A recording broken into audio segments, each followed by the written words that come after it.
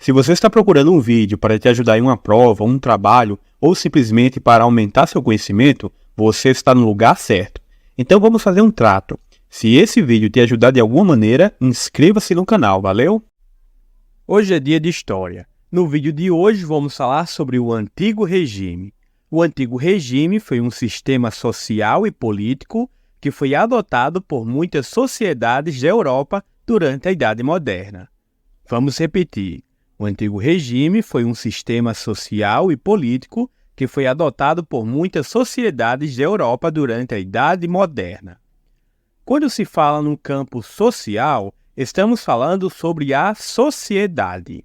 De maneira simples, uma sociedade é um grupo de pessoas que vivem de maneira organizada em determinado local.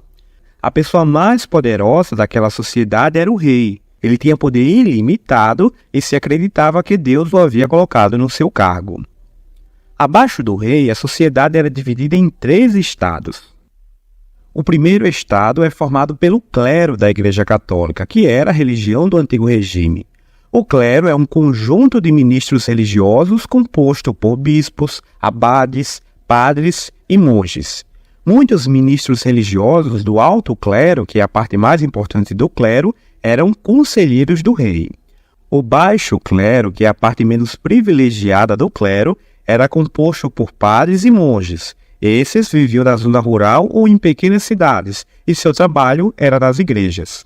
O segundo estado é formado pela nobreza, que eram os familiares do rei e as pessoas ricas e proprietárias de terra que tinham esse título de nobre.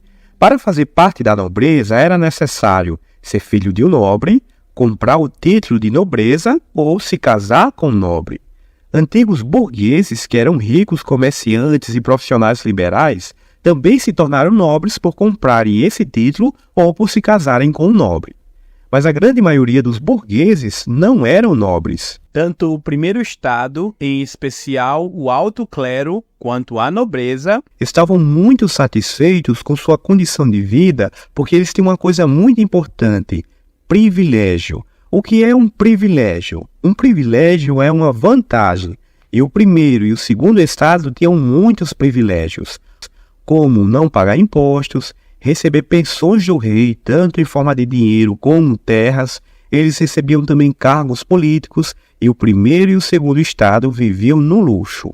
O terceiro estado é a maior parte da sociedade e representava mais de 95% da população. O terceiro estado é formado pela burguesia, que era dividida em alta burguesia e baixa burguesia. A alta burguesia, como já foi falado, eram comerciantes com uma boa condição financeira, mas não eram nobres, e a baixa burguesia eram comerciantes com pouca condição financeira. A sociedade também era formada pelos sans-culottes, que eram pequenos trabalhadores urbanos, pobres como artesãos e pequenos comerciantes. E o terceiro estado também era formado pelos camponeses, que eram trabalhadores rurais, pobres e sem liberdade. O terceiro estado estava insatisfeito com sua condição. Por quê? Porque, diferente do primeiro e do segundo estado, o terceiro estado não tinha nenhum privilégio. A burguesia, embora tivesse muito dinheiro, ela pagava impostos e não podia participar na política. Os sans-culottes eram pobres e pagavam muitos impostos. E os camponeses eram pobres e presos ao trabalho da agricultura, sem possibilidade de ficarem ricos. Entre os séculos XV e XVII, cerca de 80% dos europeus viviam no campo, dedicando-se à agricultura e à criação de animais. Essa população rural era explorada por uma elite de nobres, que eram grandes proprietários de terra.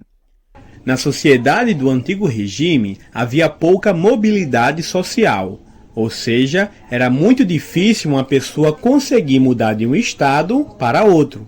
As pessoas não tinham igualdade de direitos e as leis não eram iguais para todos. Como já mencionado, tudo favorecia o primeiro e o segundo estado. Em relação ao campo político, a burguesia e a nobreza deram apoio ao rei para que ele tivesse um grande poder político, tanto na criação de leis como na resolução de conflitos. Por isso, no Antigo Regime, a forma de governo era o absolutismo, ou a monarquia absolutista. Monarquia é uma forma de governo em que o rei ou rainha governa. Na monarquia não há eleições, ou seja, o povo não escolhe o governante.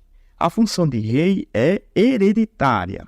Isso quer dizer que após a morte do rei, seu filho ou sua filha vai passar a governar como novo rei ou como nova rainha.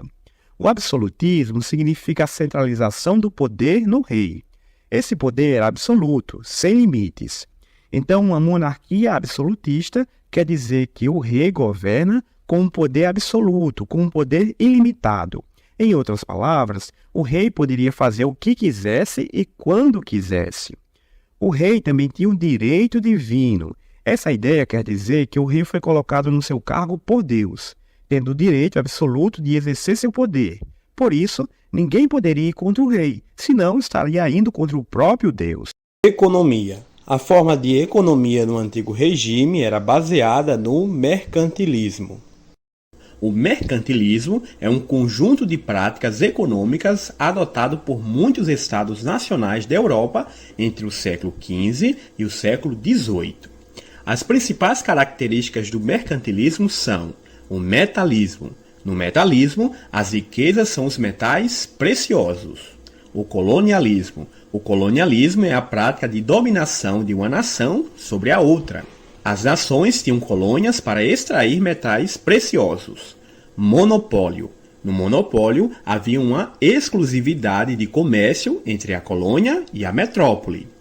Balança comercial favorável é quando uma nação exporta mais do que importa, ou seja, ela vende produtos mais do que compra.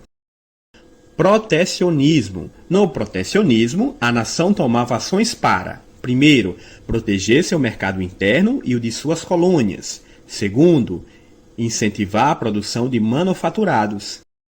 Terceiro, dificultar a entrada de produtos feitos em outras nações. Intervenção estatal é quando os líderes de cada estado comandam as ações econômicas no mercantilismo. Fim do antigo regime. O terceiro estado, principalmente a burguesia, não estava nada satisfeito com a situação em que vivia. Por isso, na França, mobilizaram a população a ir contra o governo. Esse episódio ficou conhecido como Revolução Francesa. Como essa revolução, o antigo regime chegou ao fim na França e depois na Europa. Tenho uma excelente notícia para você, professor ou professora de História, e também para você que é aluno ou aluna. Primeiramente, para os professores. Na descrição desse vídeo há um link para uma apostila com mais de 100 atividades de História, com gabaritos e textos auxiliares.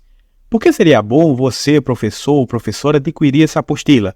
Primeiramente, a vida de professor é muito, mas muito atarefada, fazendo correções de provas, de trabalhos, fazendo registros, preparando planos, etc. Eu, pessoalmente, gastava muito tempo procurando material didático de qualidade para daí elaborar uma aula, sequência didática e também atividades. Com essa apostila, você vai ter tudo isso das suas mãos sem esforço nenhum. Então, clique no link para dar uma olhada nesse material. Na descrição há também links para excelentes aparelhos eletrônicos custo-benefício para você organizar todo o seu material digital e organizar sua caderneta online. Para você que é aluno, também há links especiais com os melhores materiais escolares, como estojos, canetas, marca-texto e muito mais.